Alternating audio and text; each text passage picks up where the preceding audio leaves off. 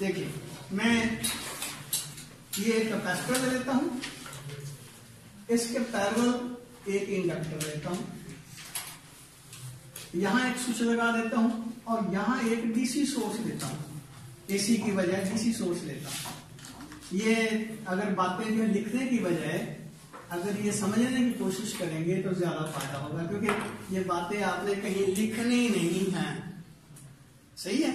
इसलिए अगर आप लोग जो हैं ये बातें मेरी पूरी समझने की कोशिश करें तो इंशाल्लाह आपको फायदा होगा। और खासतौर पर वो बच्चे जो इंजीनियरिंग में जाएंगे या हायर एजुकेशन करेंगे, इसमें फिजिक्स वगैरह में पढ़ेंगे, तो उनको ये बातें जो हैं बाद में समझने में आसानी होगी। तो बेटे ये देखें, ये हमारे पास एक कैपेसिटर है, ये K1 कह लें, ये K2 कह लें। हम क्या करते हैं, हम ऐसा करते हैं कि K1 जो है इसको क्लोज कर देते हैं और ये बैटरी जो है इसकी वोल्टेज कह लें कि V के बराबर। अब क्या होगा, ये ओपन सर्किट है, ये क्लोज्ड है, नतीजा क्या निकलेगा, कैपेसिटर जो है वो चार्ज होना शुरू हो जाएगा। और कैपेसिटर जो चार्ज होगा किस तरह, आपको पता ही है कि ये बैटरी क्या करती है, यहां से चार्जेस को खींच के इस प्लेट को देना शुरू कर देती है। इसका मतलब ये हुआ कि यहां जो है ये पॉजिटिव चार्ज की डेफिशिएंसी क्रिएट हो जाती है और यहाँ पॉजिटिव चार्ज एक्सेसिव हो जाते हैं।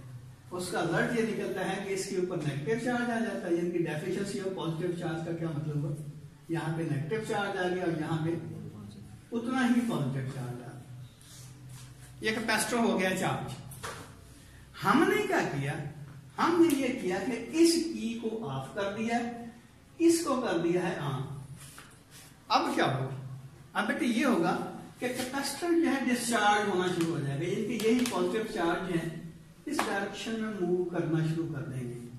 उसका रिजल्ट क्या निकलेगा, देखिए इनिशियली जब हम इसको स्विच को ऑन करेंगे तो इसका करंट बढ़ना शुरू होगा, लेकिन करंट के बढ़ने की वजह से क्या होगा, इंड्यूस्ड करंट पैदा होगा। वो इंड्यूस्ड करंट क्या करेगा, इसकी इंक्रीज को रोकने की कोशिश करेगा। रिजल्ट ये निकलेगा कि ये कैपेसिटर जो है वो सडनली डिस्चार्ज नहीं होगा, बल्कि आहिस्ता आहिस्ता डिस्चार्ज होना शुरू हो जाएगा। और याद रखिए, अगर हमारा ये सारे का सारा सर्किट जो है इसकी इंपेडेंस 0 के बराबर है तो क्या होगा, होगा ये कि जब ये चार्ज जो है यानी कि कैपेसिटर डिस्चार्ज होना शुरू हो जाएगा तो डेफिनेटली क्या होगा कि यहाँ पे जो पॉजिटिव चार्ज है ये पॉजिटिव चार्ज उनको रिपेल करता जाएगा। नतीजा क्या निकलेगा कि ये मजीद पॉजिटिव चार्ज जो है यहाँ से कम होते जाएंगे और इधर आना शुरू हो जाएंगे। एक वक्त ऐसा आएगा कि जब इसके ऊपर भी कोई पॉजिटिव चार्ज नहीं बचेगा और इसके ऊपर भी कोई नेगेटिव चार्ज नहीं बचेगा, लेकिन उस वक्त क्या होगा, उस वक्त ये जो करंट होगा इसमें वो मैक्सिमम होगा। अब ये बात जो है ये जो मैं आपको बताने की कोशिश करता हूं बेटे, ये देखिए ये एक पेंडुलम है। हमने क्या किया, पेंडुलम जो है वो स्पिरल ले गए,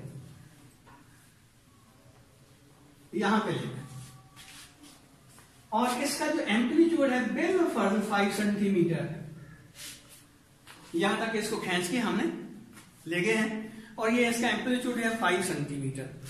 मैंने यहां से इसको छोड़ा तो क्या होगा, ये रिस्टोरिंग फोर्स जो है इसको कंपेल करेगी ये मेन पोजीशन पे जाए, रिस्टोरिंग फोर्स। और रिस्टोरिंग फोर्स उस वक्त तक लगती रहेगी जब तक ये पेंडुलम मेन पोजीशन पे नहीं जाती। मेन पोजीशन पे होगी जब पेंडुलम जाएगी तो रिस्टोरिंग फोर्स 0 हो जाएगी, लेकिन क्या ये बॉल यहां रुके नहीं, आगे जाएगी। किस वजह से, इनर्शिया की वजह से। बिल्कुल यहां वही बात हुई। अच्छा एक और बात भी कि पेंडुलम की ये बॉब जो है इसकी वेलोसिटी कहां पे मैक्सिमम होगी और कहां पे 0 होगी, मेन पोजीशन पे मैक्सिमम और एक्सट्रीम पोजीशन पे 0। याद रखिए यहां पे इसकी जो एनर्जी होगी वो मैक्सिमम होगी। कौन सी एनर्जी, पोटेंशियल एनर्जी। और यहां पे इसकी काइनेटिक एनर्जी मैक्सिमम होगी, पोटेंशियल एनर्जी 0 के बराबर होगी। अब यहां क्या हुआ कि पहले जो है इसके ऊपर पॉजिटिव चार्ज था, नेगेटिव चार्ज था, पोटेंशियल एनर्जी मैक्सिमम थी, लेकिन ये क्या हुआ, इसने चार्जेस को मूव करवाना शुरू कर दिया। अब जब इसकी पोटेंशियल एनर्जी 0 हो गई है तो उस वक्त काइनेटिक एनर्जी मैक्सिमम हो गई है। मीन जब ये मेन पोजीशन से एक्सट्रीम पोजीशन से मेन पोजीशन तक आ गई है पेंडुलम, तो उस वक्त इसकी पोटेंशियल एनर्जी 0, लेकिन इसकी वेलोसिटी मैक्सिमम है। वेलोसिटी को समझिए कि करंट है, वेलोसिटी क्या है? फ्लो। फ्लो किसको कहते हैं? करंट को। इसका मतलब यह है कि इसका करंट यहाँ मैक्सिमम है, लेकिन इसकी जो पोटेंशियल एनर्जी है या पोटेंशियल डिफरेंस है वो 0 के बराबर हुआ। यानी कि पोटेंशियल डिफरेंस यहाँ 0, करंट की वैल्यू मैक्सिमम। अब यहां ये रुकेगा नहीं, रुकेगा क्यों नहीं? अपनी इनर्शिया की वजह से। अब यहां भी ये देखें नहीं रुकेगा, क्यों नहीं रुकेगा? ये देखिए, जब इसकी वैल्यू मैक्सिमम होगी करंट की, पीछे इसका ये जो हमारा वोल्टेज है इसका 0 के बराबर हो गया, यानी कि दोनों प्लेट न्यूट्रल हो गई। लेकिन उस वक्त करंट की वैल्यू मैक्सिमम है, तो इसका क्या मतलब हुआ? अब करंट डिक्रीज होने के चक्कर में होगा, लेकिन इंड्यूस करंट क्या करेगा? उसको इंक्रीज करने की कोशिश करेगा। मेरी बात समझ है? इसका मतलब इसी डायरेक्शन में मजीद करंट जो है उसको फ्लो करवाने की कोशिश करेगा। नतीजा निकलेगा कि जब ये सारे के सारे प्लेट दोनों न्यूट्रल हो गए थे, यानी कि ये प्लेट भी न्यूट्रल थी, ये प्लेट भी न्यूट्रल थी, लेकिन उसमें उस वक्त सर्किट में करंट मैक्सिमम था, करंट मैक्सिमम था। तो ये क्या करेगा? इंडक्टर क्या करेगा? यहां से मजीद पॉजिटिव चार्ज खींचेगा। नहीं समझे? इसी डायरेक्शन में करंट को मेंटेन करने की कोशिश करेगा ना। इंड्यूस्ड करंट में हमने यही पढ़ा था ना पिछले चैप्टर में कि इसी डायरेक्शन में करंट को मेंटेन करने की कोशिश करेगा। उसका रिजल्ट ये निकलेगा कि यहाँ पॉजिटिव चार्ज ये मजीद जब यहाँ से इधर आना शुरू होंगे तो यहाँ पे नेगेटिव चार्ज आना शुरू हो जाएगा, और यहाँ पे क्या होगा? उतना ही पॉजिटिव चार्ज कलेक्ट हो जाएगा। अब क्या हुआ? देखिए, जब इसका मैक्सिमम चार्ज है, पॉजिटिव चार्ज इधर चला गया, नेगेटिव चार्ज इधर आ गया, तो उस वक्त इसका करंट 0 हो जाएगा। क्यों? इलेक्ट्रोस्टैटिक फोर्स इतनी ज्यादा होगी कि मजीद चार्जेस को इधर आने पे उसने रोका है। बिल्कुल इसी तरह जिस तरह ये पेंडुलम यहाँ पे रुकी नहीं थी, क्या हुआ था? ये दूसरी एक्सट्रीम पोजीशन पे चली गई थी, यहां पे चली गई थी, यहां पे चली गई थी। अब क्या हुआ? यहां क्यों रुकी है? वजह उसकी ये है कि ये रिकॉर्डिंग फोर्स, जो रिस्टोरिंग फोर्स थी, इसकी मोशन को अपोज कर रही थी। नतीजा क्या निकला कि यहाँ पे आके बॉल जो है, यहाँ ये बॉल जो है वो रुक गई है, मीन करंट 0 हो गया, लेकिन पोटेंशियल डिफरेंस मैक्सिमम हो गया। यहाँ देखिए, पोटेंशियल डिफरेंस मैक्सिमम है, करंट 0 है, लेकिन अब पोटेंशियल डिफरेंस पहले के लिहाज से पॉजिटिव है या नेगेटिव? हाँ, पहले ही देखें बॉडी बॉल यहाँ पे थी, अब उसके अपोजिट है, ये 0 पोजीशन है, ये 0 पोजीशन है। अब ये देखिए फिर क्या होगा? ये कैपेसिटर जो है डिस्चार्ज होगा, कैपेसिटर डिस्चार्ज होगा, करंट इंक्रीज होना शुरू हो जाएगा। अब करंट इंक्रीज होना शुरू हो जाएगा, एक वक्त फिर आएगा कि दोनों हमारी प्लेट्स जो न्यूट्रल हो जाएंगी, दोनों प्लेट्स न्यूट्रल हो जाएंगी। जब दोनों प्लेट्स न्यूट्रल हो जाएंगी तो पोटेंशियल का डिफरेंस तो 0 हो गया, लेकिन करंट क्या होगा? हाँ, तो इंडक्टर क्या करेगा? उसी डायरेक्शन में करंट फ्लो करवाता जाएगा। जिस तरह यहां देखिए, ये पेंडुलम यहां से यहां तक आई है, यहां तक आएगी, इसका मतलब यहाँ के यहाँ पोटेंशियल डिफरेंस 0 के बराबर, लेकिन करंट की वैल्यू मैक्सिमम है, तो इसीलिए ये इनर्शिया की वजह से यहां जाएगा। तो याद होगा हमने यही कहा था कि लेंज़ेस लॉ बेसिकली इनर्शियल प्रॉपर्टी जो मैकेनिक्स में होती है उसके कॉरस्पॉन्डिंग आता है लेंज़ेस लॉ जो। तो ये देखिए कि इस डायरेक्शन में इस डायरेक्शन में दोबारा इस तरह चलेगा ना करंट बेटे, ये पॉजिटिव था ना इधर, तो नतीजा क्या निकलेगा कि यहाँ पे सारे के सारे पॉजिटिव चार्ज इधर आ जाएंगे, दोनों न्यूट्रल हो गए प्लेट्स। लेकिन ये इंडक्टर क्या करेगा? क्योंकि इसमें उस वक्त मैक्सिमम करंट फ्लो हो रहा होगा, तो ये अपने करंट को मेंटेन रखने की कोशिश करेगा अकॉर्डिंग टू लेंज़ेस लॉ। नतीजा ये निकलेगा कि फिर ये प्लेट पॉजिटिवली चार्ज हो जाएगी फुली, और ये नेगेटिवली चार्ज हो जाएगी, ये पहली वाली सिचुएशन हो जाएगी। तो ये बार बार इसी तरह चलता जाएगा। यानी ये देखें, ये करंट इधर, फिर इधर, फिर इधर, और ये मेंटेन रहेगा, करंट मेंटेन रहेगा अगर इसकी रेजिस्टेंस 0 के बराबर हो। बिल्कुल उसी तरह कि अगर ये पेंडुलम जो है ऐसे सिस्टम हम लेके जाते हैं जहां पे फ्रिक्शन 0 के बराबर है, तो एक बार इसको मीन पोजीशन से एक्सट्रीम पोजीशन पे ले जाने की जरूरत है। फिर क्या करेगा? ये अपने एम्पलीट्यूड को कांस्टेंट रखते हुए वाइब्रेशन फॉर एवर करता रहेगा। मेरी बात समझिए? इसका क्या मतलब हुआ कि इस सिचुएशन में इसका एम्पलीट्यूड या डिक्रीज नहीं होगा, और यहां भी इसका एम्पलीट्यूड डिक्रीज नहीं होगा। अच्छा, अब अगली बात कि अगर ये रेजिस्टिव मीडियम है, जिस तरह यहाँ है रेजिस्टिव मीडियम, हम इसका एम्पलीट्यूड जो है बरकरार रखना चाहते हैं, कांस्टेंट रखना चाहते हैं, तो क्या करना पड़ेगा? पेंडुलम जो है जब हमारे पास आएगी तो जितना इसका एम्पलीट्यूड कम हुआ है उतनी यानी एनर्जी इसकी कम हुई, उतनी हम एनर्जी इसको प्रोवाइड कर देते हैं। जितनी इसकी एनर्जी कम हुई है फिर क्या होगा कि इसका एम्पलीट्यूड कांस्टेंट रहेगा, और उस सिचुएशन में हमें जो एनर्जी प्रोवाइड करना पड़ेगी वो बहुत स्मॉल होगी। क्यों? वो सिर्फ वो एनर्जी हम प्रोवाइड करेंगे जो रेजिस्टेंस की वजह से अपना इसका जो सिंपल हार्मोनिक ऑसिलेटर है उसने एनर्जी अपनी जाये की है। मेरी बात समझ आ गई होगी? इसका मतलब ये हुआ कि इसका जाहिर है एक वाइब्रेशन के बाद इसका ये पोजीशन ये नहीं होगी। क्यों नहीं होगी? रेजिस्टेंस की वजह से। हम आप क्या करते हैं, थोड़ी सी एनर्जी इसको दे देते हैं। आप झूला झूलते हैं तो क्या होता है, मिसाल के तौर पर आपका छोटा भाई जो है, आपकी अम्मा ने कहा है कि बेटे इसको झूला देते जाएं ताकि ये रोए ना, तो क्या होता है, आप जो है खेलने में मसरूफ हो जाते हैं, तो थोड़ी देर के बाद झूला जो है वो रुक जाता है और भाई क्या करता है, ट्वें ट्वें करना शुरू कर देते हैं। तो अम्मा जो है उधर से सलाते सुनाना शुरू कर देती हैं कि आप झूला क्यों नहीं दे रहे। तो अगर आप ऐसे करें कि हर एक यानी कि यहाँ तक गया है आपका भाई, हल्का सा उसको टच दे देते हैं, फिर हल्का सा उसको टच दे देते हैं, फिर हल्का सा उसको टच दे देते हैं, तो उसका एम्पलीट्यूड जो है वो बरकरार रहेगा। आप जो एनर्जी आप प्रोवाइड कर रहे हैं बहुत कम कर रहे हैं। ये किस वक्त होगा? ये उस वक्त होगा जब ये देखें ये जाहिर इसकी एक पर्टिकुलर फ्रीक्वेंसी बन जाएगी ना, यानी कि इधर आएगा, इधर जाएगा, इधर जाएगा, इधर आएगा, तो इसकी सिस्टम की एक पर्टिकुलर फ्रीक्वेंसी बन जाएगी। अगर हम ऐसे करें कि जब ये एक वाइब्रेशन इसकी कंप्लीट हो और जितनी इसमें वोल्टेज की डेफिशिएंसी हो उस वक्त यहां से इसको टच कर दें हल्का सा, तो क्या होगा, जितनी इसकी वोल्टेज है दोबारा उसकी इतनी वोल्टेज होगी, थोड़ा सा चार्ज इसको मजीद मिलेगा। और ये एम्पलीट्यूड इसका काम क्यों हुआ है?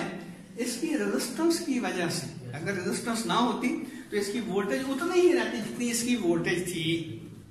तो अब हम क्या करते हैं, यानी कि ये देखिए इसको टच करते हैं, लेकिन उस वक्त टच करेंगे जब ये पॉजिटिव चार्ज मैक्सिमम हो गया, लेकिन जाहिर है इतनी वोल्टेज से इसकी वोल्टेज थोड़ी सी कम होगी, क्योंकि आपको पता है कि Q जो है वो V के प्रोपोर्शनल होता है। तो हल्का सा हमने इसको, यानी कि जब इसका पीक आया है, लेकिन इसकी पीक जो है इस वोल्टेज से थोड़ी सी कम होगी। बिल्कुल उसी तरह जिस तरह ये पेंडुलम जब यहां आएगा तो दूसरी वाइब्रेशन में थोड़ा सा अंदर होगा। तो अब भी हमने क्या किया कि जब इसको टच दिया उस वक्त जब ये मैक्सिमम पोजीशन में पहुंच गया था, तो इसका क्या मतलब हुआ, हल्का सा हमें थोड़ा सा चार्ज देना पड़ेगा ना इसकी वोल्टेज को मेंटेन रखने के लिए। तो ये वो पोजीशन होगी जब इसकी फ्रीक्वेंसी और इसकी फ्रीक्वेंसी सेम होगी। यानी कि हमने क्या करना है, जब ये मैक्सिमम चार्ज होगा तो थोड़ा सा ये की जो है इसको ऑन करेंगे एक लम्हे के लिए, ताकि इसकी वोल्टेज के फिर बराबर हो जाए। जिस तरह यहाँ पे पहुंची थी, तो हमने क्या किया, थोड़ा सा पुश कर दिया ताकि अगली वाइब्रेशन फिर ये यहाँ पे पहुंच जाए। मेरी बात समझ आ गई होगी? तो उस वक्त हमने इसको जो चार्ज देंगे, चार्ज है V के प्रोपोर्शन है, तो चार्ज की वैल्यू बहुत मिनिमम होगी। इसका क्या मतलब हुआ, यहाँ से करंट की ड्रेनेज जो है वो बहुत कम होगी। तो करंट की ड्रेनेज कम होने का क्या मतलब हुआ कि सर्किट की रेजिस्टेंस मैक्सिमम हो गई। याद रखें, अगर ये पेंडुलम जो है इसकी फ्रीक्वेंसी जो है इसकी नेचुरल फ्रीक्वेंसी होगी ना, आप इसके ऊपर जो पीरियोडिक फोर्स लगाते हैं उसकी फ्रीक्वेंसी इससे डिफरेंट होगी, तो आपको ज्यादा फोर्स लगाना पड़ेगी। मिसाल के तौर पर क्या हुआ कि अभी पहले इनिशियली ये देखें कि हमारी जो फ्रीक्वेंसी है, हमारी पुश करने की फ्रीक्वेंसी इससे कम है, तो रिजल्ट क्या निकलेगा कि ये इधर से जाके इधर जा रहा होगा, तो फिर आप इसको पुश देंगे। इसका क्या मतलब हुआ कि उस वक्त इसका एम्पलीट्यूड जो है वो बजाय इसके कि इंक्रीज हो और डिक्रीज होने की कोशिश करेगा। आप झूला झूल रहे हैं, तो अभी जो है आपका दोस्त जो है यहाँ पे एंड पे नहीं पहुंचा, आप पहले उसको पुश दे देते हैं, या अब एंड पे पहुंचने के बाद आगे निकल गया है फिर आप उसको पुश देते हैं, तो उस आपके दोस्त का जो एम्पलीट्यूड है वो कांस्टेंट नहीं रहेगा। लेकिन कब कांस्टेंट रहेगा, जब हम उस वक्त इसको पुश दें जब ये एक्सट्रीम पोजीशन पे पहुंच जाए। इसका क्या मतलब हुआ कि अगर हमारी पुशिंग फोर्स की फ्रीक्वेंसी और इसकी नेचुरल फ्रीक्वेंसी टैली कर दें, तो उस वक्त हमें बहुत कम एनर्जी इसको प्रोवाइड करना पड़ेगी। बिल्कुल इसी तरह इसकी एक नेचुरल फ्रीक्वेंसी बन जाएगी, उस फ्रीक्वेंसी के बराबर अगर हम इसको ऑन करें, ऑफ करें, ऑन करें, ऑफ करें, तो इसका एम्पलीट्यूड जो है वो बरकरार रहेगा। अब ये देखिए ऑन ऑफ की बजाय अगर हम यहाँ एसी सोर्स लगा दें और उस एसी सोर्स की जो फ्रिक्वेंसी है इसकी फ्रिक्वेंसी के बराबर हो जाए तो क्या होगा, जब इसकी फ्रिक्वेंसी उसकी फ्रिक्वेंसी आपस में बराबर हो जाए तो क्या होगा, इसकी जो पीक आएगी इसकी पीक से थोड़ा सा कम होगी, लेकिन जैसे इसकी पीक आएगी वो इसको अपनी पीक के बराबर इसको चार्ज कर देगा कैपेसिटर को। तो जो डेफिशिएंसी क्रिएट हुई थी इसकी वोल्टेज में वो एसी सोर्स जो है कंपनसेट कर देगा। लेकिन इसका नतीजा क्या निकलेगा कि यहाँ अगर एम्पेयर मीटर लगाते हैं तो वो बहुत थोड़ा सा चार्ज है इसको इधर फ्लो होगा, यानी कि क्योंकि ऑलरेडी इसकी वोल्टेज या इसका जो पोलैरिटी है इसकी पोलैरिटी के इक्वल होगी, यानी कि जिस तरह जब इसका पॉजिटिव आएगा ये पॉजिटिव होगा ना, जब ऊपर वाली प्लेट पॉजिटिव होगी तो इसका पॉजिटिव आएगा इसका पॉजिटिव, ऐसे समझिए कि ये दोनों सोर्सेज जो हैं एक दूसरे को पैरेलल आ गए। जब इसकी पीक आती है इसकी पीक आती है, इसकी वैल्यू आती है इसकी वैल्यू आती है, तो नतीजा क्या निकलेगा कि यहाँ से जो करंट डिलीवर होगा वो बहुत कम होगा। तो ये इसका मतलब ये होगा कि उस वक्त इसकी रेलोनेंस होगी। तो रेलोनेंस के ऊपर क्या होगा, यहाँ तो करंट मैक्सिमम फ्लो हो रहा होगा, ये याद रखें, यहाँ करंट मैक्सिमम फ्लो हो रहा होगा, लेकिन इधर से करंट जो है उसकी वैल्यू बहुत कम होगी। इसीलिए हम कहते हैं कि यहाँ करंट मैक्सिमम का क्या मतलब कि इनकी इंपेडेंसेस में एक दूसरे को कैंसिल करेंगे ना तभी करंट मैक्सिमम होगा ना। अगर इसकी इंपेडेंस यहाँ ज्यादा होगी तो डेफिनेटली क्या होगा, करंट की वैल्यू कम होगी। इसकी इंपेडेंस मिनिमम होगी तो तब इसकी यहां से करंट जो है उसकी वैल्यू जो है वो क्या कहते हैं कि मिनिमम होगी। क्यों, ये आपस में एक दूसरे के इंपीडेंस को कैंसिल करेंगे तो इसका करंट मैक्सिमम होगा। जब इसका करंट मैक्सिमम होगा तो पीछे से करंट लेने की इसको जरूरत पेश नहीं आएगी या बहुत कम करंट फ्लो होगा। तो इसका मतलब इस सोर्स के लिए ये बहुत ज्यादा रेजिस्टेंस पेश कर रहा है, लेकिन सर्किट के अंदर जो रेजिस्टेंस है उसकी वैल्यू मिनिमम है। तो सर्किट के अंदर रेजिस्टेंस की वैल्यू मिनिमम कब होगी, जब XC जो है XL के इक्वल होगी। तो इसका मतलब ये होगा कि इसको जब हम इक्वेट करते हैं तो वो अगली बात तो आपने पढ़ी है 1/2 पाई LC √ के बराबर होगी फ्रीक्वेंसी। तो इस फ्रीक्वेंसी की जब हम ये ऑसिलेट अपना क्या कहते हैं BSC जो है इसके साथ अटैच करते हैं तो उस वक्त यहां से करंट की ड्रेनेज बहुत कम होती है। इसका मतलब यह है कि इस सर्किट की इंपीडेंस मैक्सिमम होती है, लेकिन इसकी ये सर्किट जो है इसकी इंपीडेंस जो मिनिमम होती है, क्योंकि ये दोनों एक दूसरे को कैंसिल आउट कर रहे होते हैं। तो हम ये सर्किट, ये जो एम्पेयर मीटर लगाया है, ये जो करंट शो कर रहा है, इसकी और इसकी फ्रीक्वेंसी का ग्राफ ड्रा करते हैं तो तब वो इस तरह का बनता है। मेरा ख्याल है मेरी बात जो है क्लियर होगी। ये देखिए इस तरह का ग्राफ बनता है, ये रेजोनेंट फ्रीक्वेंसी होगी। तो ये जो एम्पेयर मीटर है इस फ्रीक्वेंसी के ऊपर बहुत कम करंट शो करेगा, लेकिन उस वक्त यहाँ पे करंट की वैल्यू मैक्सिमम होगी। यानी कि अगर हम यहाँ एम्पेयर मीटर लगा दें, यहाँ एम्पेयर मीटर लगा दें तो वो मैक्सिमम करंट को शो करेगा। यानी कि इसकी इंपेडेंस जो है वो जीरो के ऑलमोस्ट जीरो के बराबर होगी, क्योंकि XC और XL एक दूसरे के बराबर होंगे। लेकिन यहाँ पे क्या होगा, इधर से जो कि करंट की ड्रेनेज रुक जाएगी तो नतीजा क्या निकलेगा, हम कहेंगे कि इसकी इंपेडेंस जो बहुत ज्यादा बढ़ गई है, इस पूरे सर्किट की इंपेडेंस बढ़ गई है, क्योंकि पीछे से ड्रेनेज जो है उसकी करंट की बहुत कम हो गई है। तो इसलिए ये इसकी वैल्यू आती है।